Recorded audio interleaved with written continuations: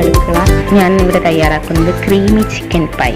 ഇത് നല്ലൊരു സ്നാക്കാണ്, ഇഫ്താറിനൊക്കെ ചെയ്യാൻ പറ്റുന്ന ഒരു സ്നാക്ക് തന്നെയാണ്.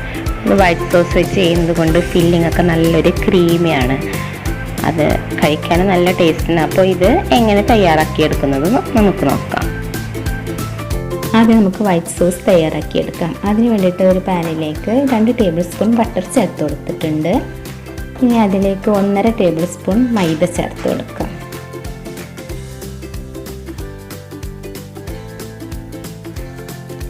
തീ കുറച്ചിട്ട് വേണം ഇത് ചെയ്യാൻ കേട്ടോ. മൈദ ഇങ്ങനെ ഇളക്കി കൊടുക്കുക. ഒന്ന് ചെറുതായിട്ട് നിറം മാറുമ്പോൾ പാല് ചേർത്ത് കൊടുക്കുക. ഒരു 1/2 കപ്പോളം പാലാണ് ഞാൻ എടുത്തിട്ടുള്ളത്. ഇതിങ്ങനെ കുറച്ചായിട്ട് ചേർത്ത് കൊടുത്താൽ മതി, ഒന്നിച്ച് ഒഴിക്കരുത്.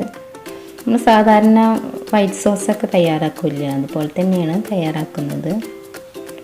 കുറുകി വരുന്നുണ്ട്, അപ്പോൾ അതിലേക്ക് നമുക്ക് സോൾട്ടും പെപ്പറും ചേർത്ത് കൊടുക്കണം.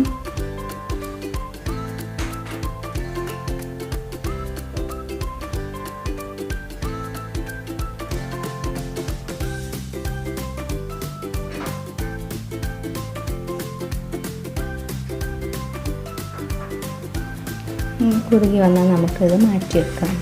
ഇനി ഒരു ബൗളിലേക്ക് ചിക്കൻ മാരിനേറ്റ് ചെയ്യാൻ വേണ്ടിയിട്ട് ബോൺലെസ് ചിക്കനാണ് 1 കപ്പ് ചെറുതാക്കി മുറിച്ചത് എടുത്തിട്ടുണ്ട്. ഇനി അതിലേക്ക് 1 teaspoon soya sauce, 1 teaspoon tomato sauce, garam masala 1/2 teaspoon, pepper powder 1/2 teaspoon, chilli powder 1/2 teaspoon, ഉപ്പ് ആവശ്യത്തിന്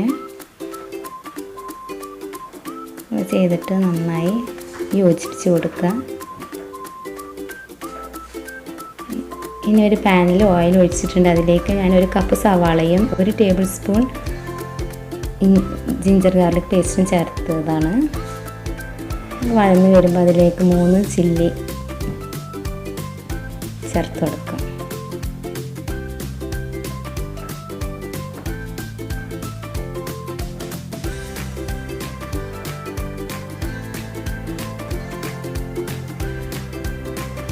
ഇനി ഇതിലേക്ക് മാരിനേറ്റ് ചെയ്ത് വെച്ച ചിക്കൻ ചേർത്ത് വറ്റിയെടുക്കാം.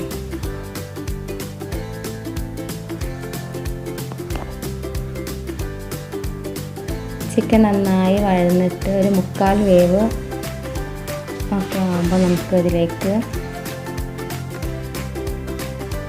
1/2 കപ്പ് ക്യാരറ്റും ക്യാപ്സിക്കും കൂടി മുറിച്ചത് ചേർത്ത് കൊടുക്കുക. 1/2 കപ്പ് ക്യാപ്സിക്കവും ക്യാരറ്റും നീളത്തിൽ മുറിച്ചതാണ്, അത് ചേർത്ത് കൊടുക്കാം. പിന്നെ അതുപോലെ 1/2 കപ്പ് വൈറ്റ് സോസും ചേർത്ത് കൊടുക്കാം. അത് ക്യാമറയിൽ പെട്ടിട്ടില്ല, ക്യാമറ പ്രശ്നം കൊണ്ട്. പിന്നെ മല്ലിയില ചേർത്ത് കൊടുക്കാം. ഫില്ലിങ് തയ്യാറായിരിക്കുന്നതിന് നമുക്ക് ഒരു ബൗളിലേക്ക് 1.5 കപ്പ് വെള്ളമാണ് ചേർത്ത് കൊടുത്തിട്ടുള്ളത്.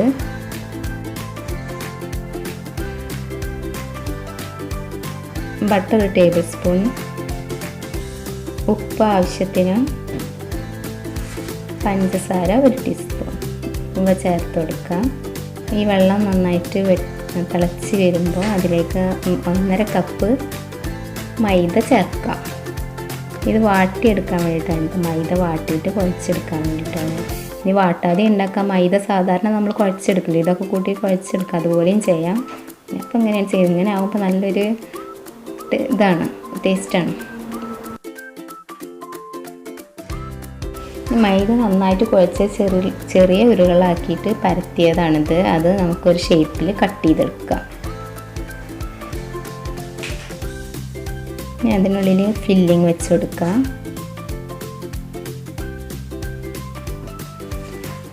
ഒട്ടി വെക്കാൻ വേണ്ടിയിട്ട് നമുക്ക് സൈഡിൽ കുറച്ച് വെള്ളം ഇങ്ങനെ തൊട്ട് കൊടുക്കാം.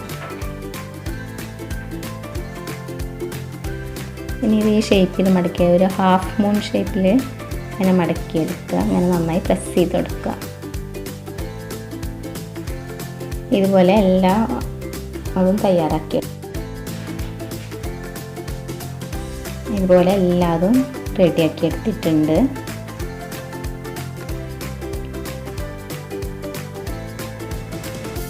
ഓയിൽ ചൂടായിട്ടുണ്ട്. ഫ്രൈ ചെയ്തെടുക്കാൻ വേണ്ടിയിട്ട് 2 മുട്ട ബീറ്റ് ചെയ്തതിലേക്ക് ഉപ്പും കുരുമുളക് പൊടിയും ചേർത്ത് കൊടുക്കുകയാണ്.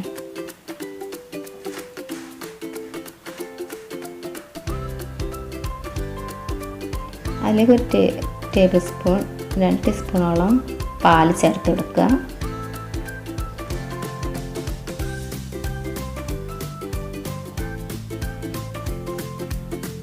ബ്രെഡ് ക്രംസും എടുത്തിട്ടുണ്ട് കേട്ടോ. ഇത് ഫ്രൈ ചെയ്യാൻ വേണ്ടിയിട്ട് മുട്ടയിൽ മുക്കിയിട്ട് ബ്രെഡ് ക്രംസിൽ റോൾ ചെയ്തെടുത്തിട്ട് നമുക്ക് ഫ്രൈ ചെയ്തെടുക്കാം.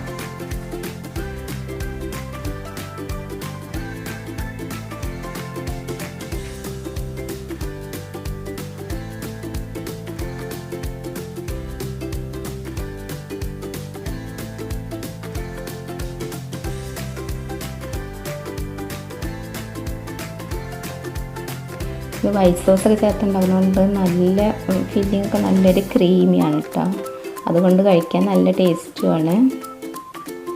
എല്ലാവരും ട്രൈ ചെയ്ത് നോക്കണം.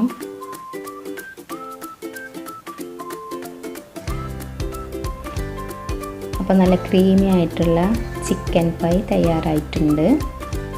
ഈ റെസിപ്പി ഇഷ്ടമായിട്ടുണ്ടെങ്കിൽ നിങ്ങൾ സബ്സ്ക്രൈബ് ചെയ്യണം. ലൈക്ക് ചെയ്യാനും ഷെയർ ചെയ്യാനും മറക്കരുത്.